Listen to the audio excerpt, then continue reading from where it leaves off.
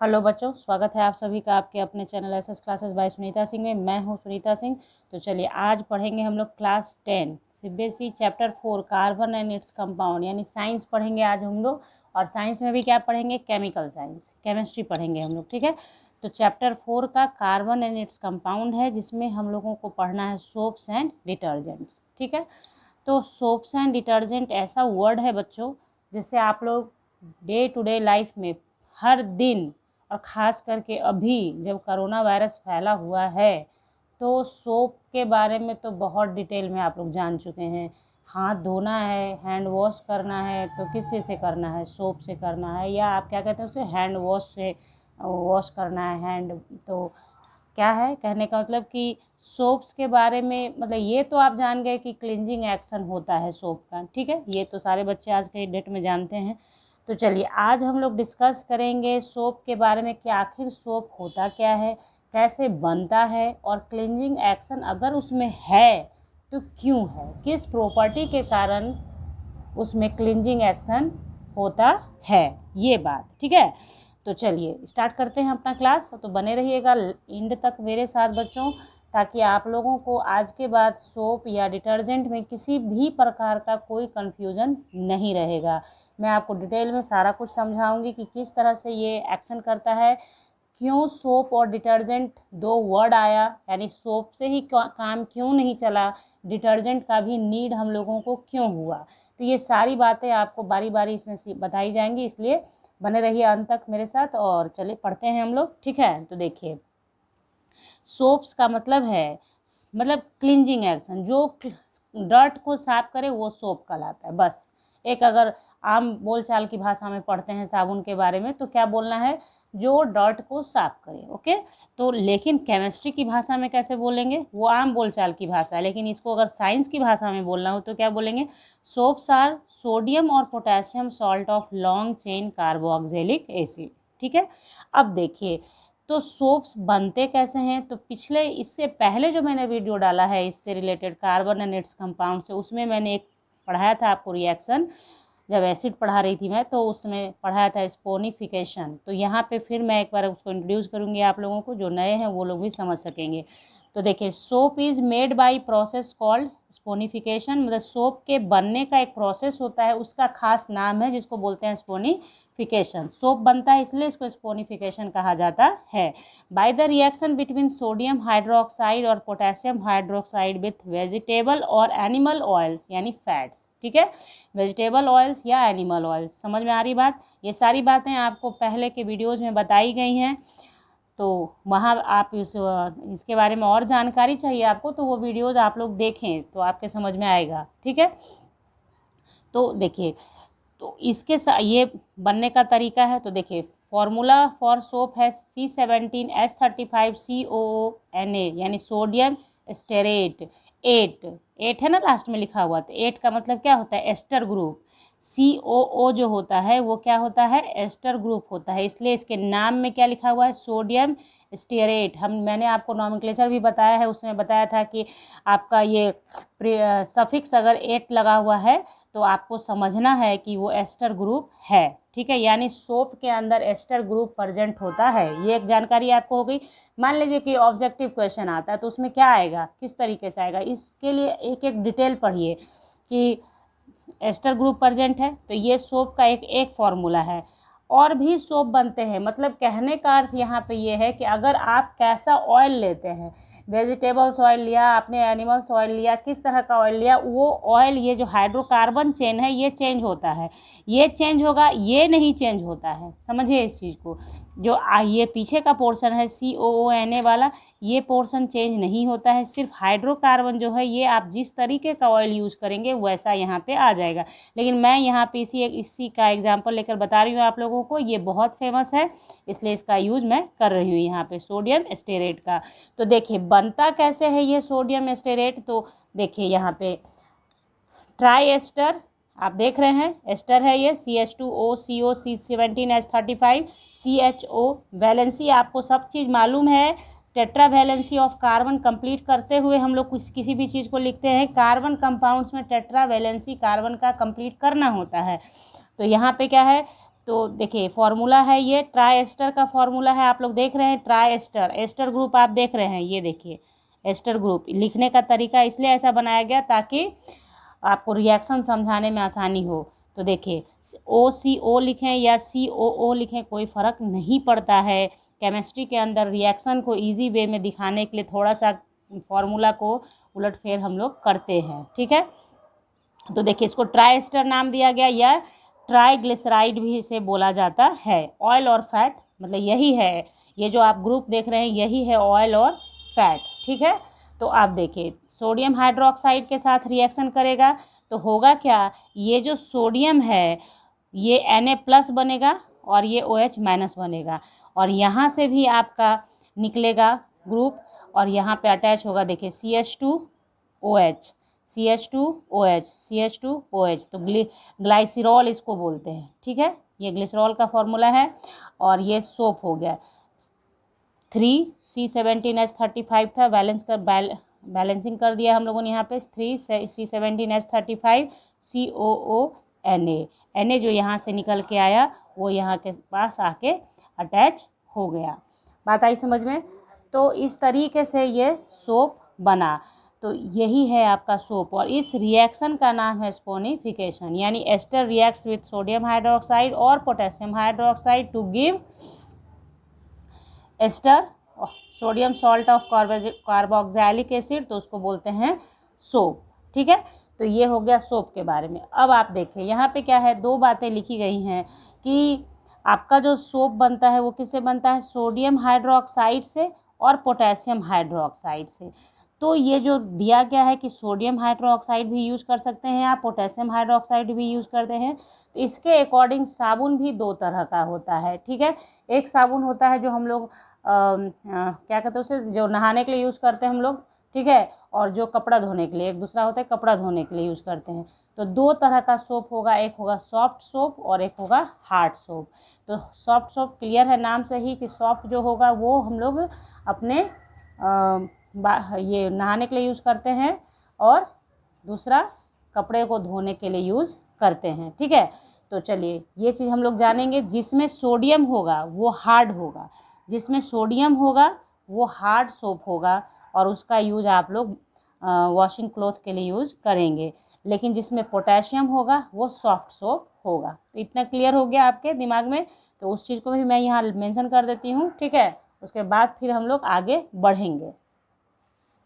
तो ये देखिए टाइप्स ऑफ सोप्स क्या है, हार्ड सोप और सॉफ्ट सोप। आप लिखेंगे it is sodium salt of fatty acid. Hard क्या है, sodium salt of fatty acid है और यूज फॉर वॉशिंग क्लोथ्स, ठीक है।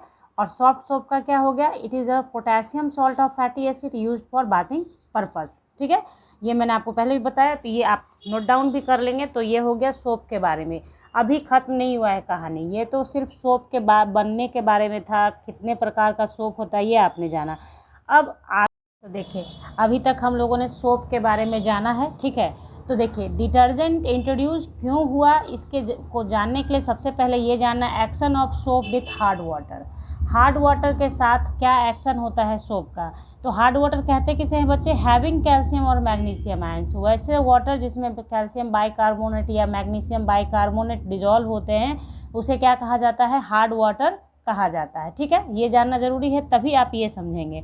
तो देखिए if water is hard the calcium and magnesium ions of water combined with the negative ions of soap to form a slimy precipitate of insoluble calcium and magnesium usually given the name of soap curd और scum, ठीक है। तो ये जो बनता है, अब देखिए इसके आगे कुछ ज़्यादा लिखना नहीं है, आपको समझना है सिर्फ। ये जो प्रेसिपिटेट बनता है ये तब तक बनता रहता है जब तक कि आपके वाटर में प्रजेंट है कैल्शियम आयन, यानी कैल्शियम बाइकार्बोनेट जब तक प्रजेंट होगा आपके वाटर में तब तक ये जो पीपीटी है बनता रहेगा, और ये इनसॉल्युबल। पीपीटी के बारे में आप जानते हैं कि इनसॉल्युबल होता है। तो ये क्या करेगा, आपके साबुन को झाग ही बनने नहीं देगा, और इसकी वजह से क्या होगा कि आपका कपड़ा या आपका शरीर यानी बॉडी साफ नहीं हो पाएगा।